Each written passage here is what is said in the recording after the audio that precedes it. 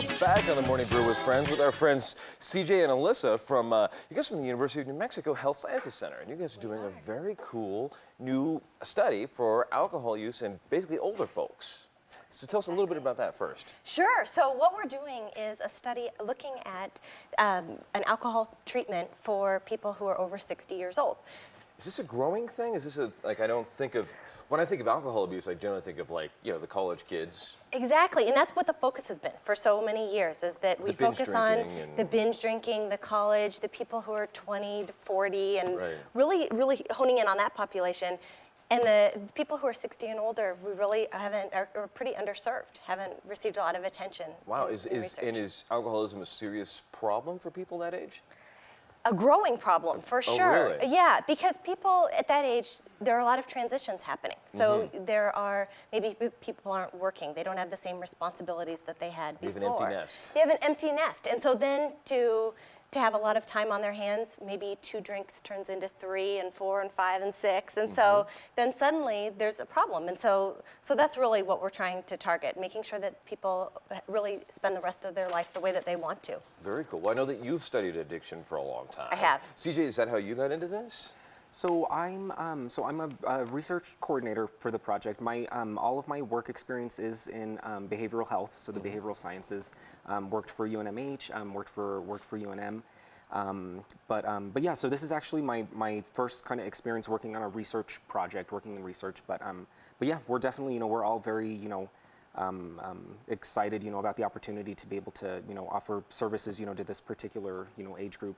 Yeah. And, we've seen a lot of, positive outcomes so far. So we're definitely, excited to be able to talk to you about it today, and Very hopefully, cool. Some interested folks watching. Very cool. Well, how did you get interested in studying addiction? I mean, as I drink my coffee, totally addicted to caffeine. Yes, and I come in with my 7 cups already on board. Right. I think that addiction is so interesting because it's a place where you see changes happen that are so profound. It's a field where lots of people, when people ask that question and they expect the response of addiction, oh my gosh, it must be so depressing to see the worst of the worst. But really, to me, it's one of the most affirming fields to be in, because when you see changes happen and lives transformed in that way, there's nothing better. So to me, it's fascinating to see the process How'd you of get change into it? happen. Was it a thing that where you just ended up falling into the brain chemistry idea of it, the body chemistry idea of it, or did you have yourself like an addiction to caffeine and you just I need to figure out what's going on? Yes, my name's Alyssa. I'm addicted to caffeine, for sure. Welcome, Alyssa, to the Morning Brew. but that's not why I got into it. I got into it because I felt like it was such a field that was growing and changing so much, and I was just so interested in it as I was moving through my education. And then came to New Mexico, where the addiction treatment research here that's being done is the best in the nation, I think. It really is. There's just so much great work going on. So this is the place to do it. Very cool. So with the study, how do you find people who are, I guess, are you looking for people who are over 60 who know that they have some problems, or just anybody over 60? I mean, we're definitely, anyone, watching who isn't, necessarily over 60 just wants to call, get a little bit more information, because even if you're not, a person over 60, struggling with alcohol use, you might know someone who is. So really, it's kind of all of the above. We're hoping that any interested individuals, will be interested enough to call in and get a little bit more information. Cool. And I know you're working with people in, I guess it's Denmark and Germany on this too. How did you wrap them into or did they wrap you in, or did you wrap them in? They wrapped us in. So the University of Southern Denmark has just started an alcohol treatment center. And so they were interested in doing a multi-site trial. And so they invited us. So it's very cool that we are the only US site. And so that's a pretty big honor to be part of a site that's happening internationally. Right. And are they finding different things from you guys, or is it still too early? Too early. We're actually doing a presentation there next week. Cool.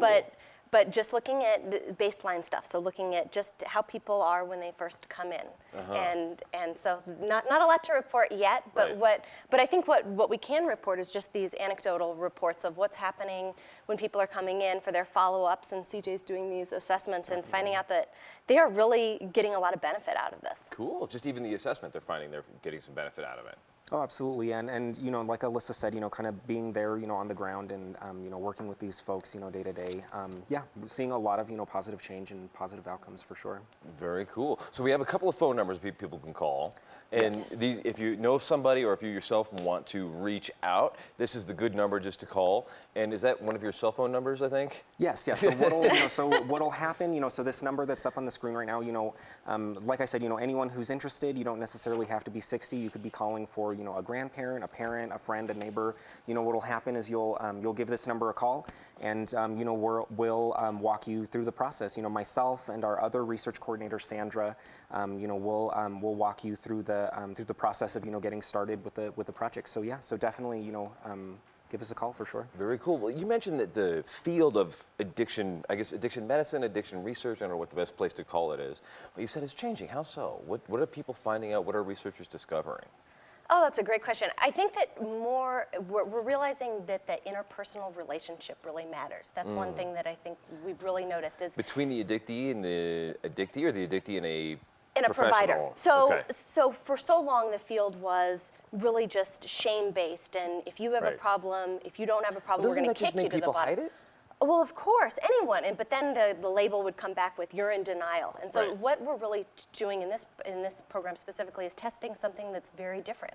It's much more of an empathic, really trying to understand what the person in front of you wants and how to best understand their unique situation and what they want out of their life. And so that really is a different way of approaching people, and surprised that when you treat people with respect, they It get works, better. It right. works. It works better. So that's really what we're doing, is testing things that have already been shown to work really well, but it just in this older age group. Very cool. And with the addiction, I mean, have there been really huge advances in the actual medicine of this, or is it the psychology of it? I mean, where are the advances coming, and where do you think the next big advance will be?